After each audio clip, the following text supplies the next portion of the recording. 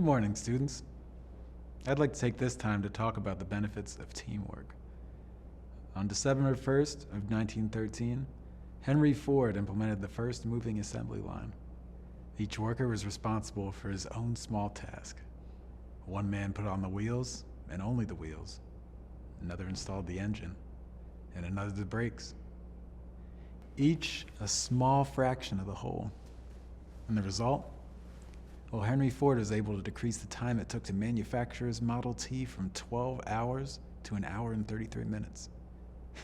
An hour and 33 minutes. It's a miracle of innovation. No worker greater than the sum of their parts. Soon the automobile is mass manufactured and in every driveway, and it's a true testament to what can be accomplished if we all strive to meet a common goal. My challenge to you is this. Know your place in the assembly line and meet your potential. Avoid distractions and naysayers. Do this and we can help make this country the greatest in the world.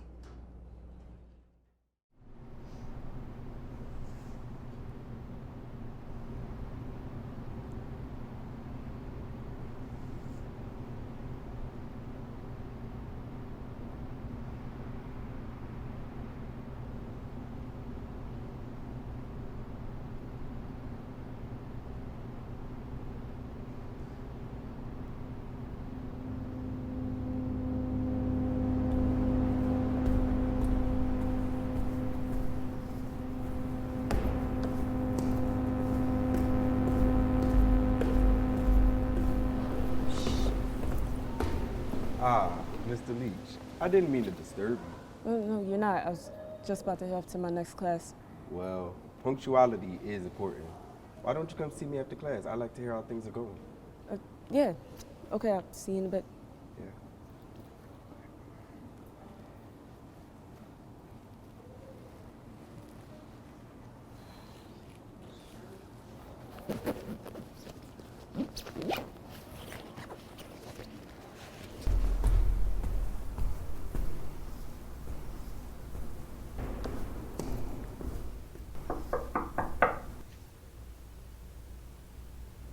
Come in.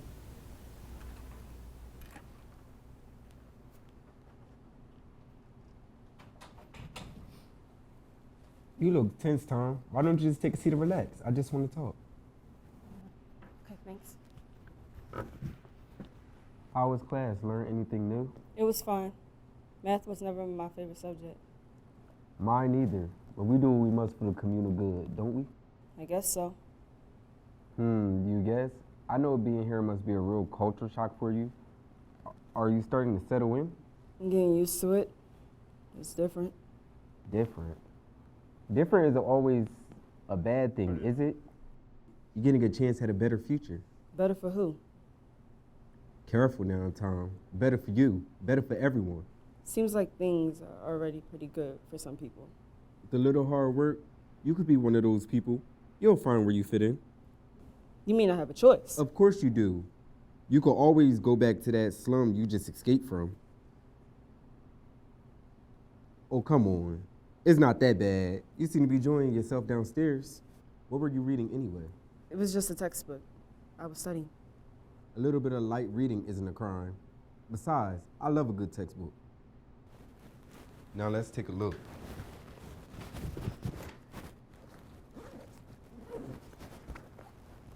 This doesn't look like a textbook. I was curious. How disappointing. I swear it won't happen again. It's a little too late for that. Sorry, you left me no choice. Don't make this hard on yourself. Fuck you.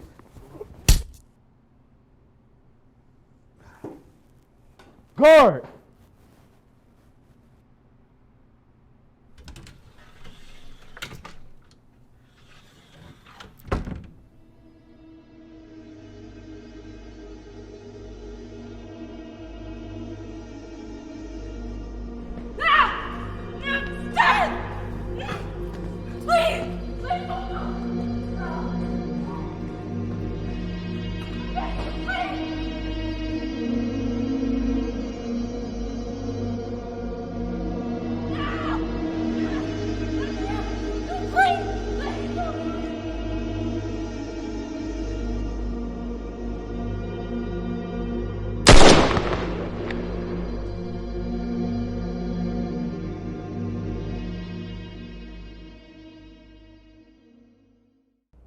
morning, students. I feel I must address the tragic events that unfolded last night. One of our own was led astray. A bright young man was taken from us far too soon. And for what? His mind was corrupted and twisted by the pages of a dirty old book. Let it be a reminder that we must remain ever vigilant and not given to temptation. These rules are in place for a reason. They're for our own safety and for the benefit of civilization as a whole. We endanger not only ourselves, but our friends and our family. Dangerous ideas can spread like a disease, like an infestation. Let us not be eaten from the inside like the empires of old, but let us stay strong, together, to build a brighter future.